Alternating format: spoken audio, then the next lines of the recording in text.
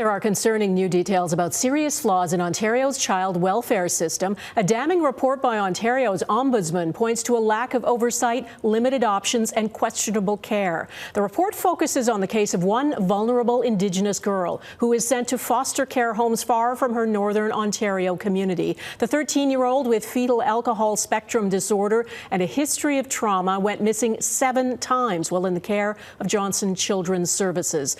Once she vanished for 19 days, putting her, the report says, at significant risk of human trafficking. She was supposed to get one-on-one supervision, but Johnson Children's Services failed to protect her from what the report calls evidence of drugs, physical and sexual assault.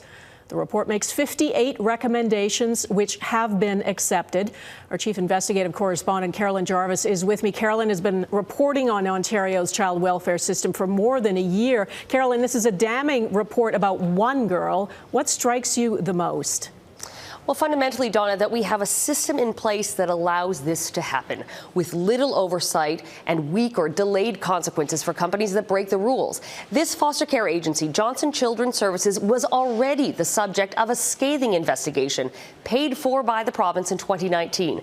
That report looked into foster homes it operated in the Thunder Bay area and exposed serious concerns about the care it was providing. A 17-year-old Indigenous girl named Tammy Kiash ran away from one of those homes and was found dead the next day. The province forced Johnson Children's Services to shut down their foster care homes in the north, but in a stunning move allowed them to keep operating homes in the south. And so here we are today in a tragic situation that some say was preventable. I should add, we reached Johnson Children's Services on the phone today, but they declined to comment. The province also wouldn't answer our questions about why it allowed Johnson's to keep operating in the south. Carolyn, your investigative reporting is focusing on the treatment of Indigenous youth in the child welfare system who are often sent far from their communities. What does this report say about that process? Well, there's a harrowing line where the Children's Aid Society in the North, which placed the 13-year-old girl in a Johnson's foster home, admits it was warned by another agency not to do it.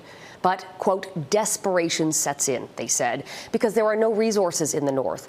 The ombudsman, Paul Dubé, underscored this in an interview with us today, that northern communities, especially Indigenous communities, are at such a significant disadvantage when it comes to supports for youth in care and youth who have higher needs, that too frequently they are sent south, which is a form of culture shock that only adds to their trauma.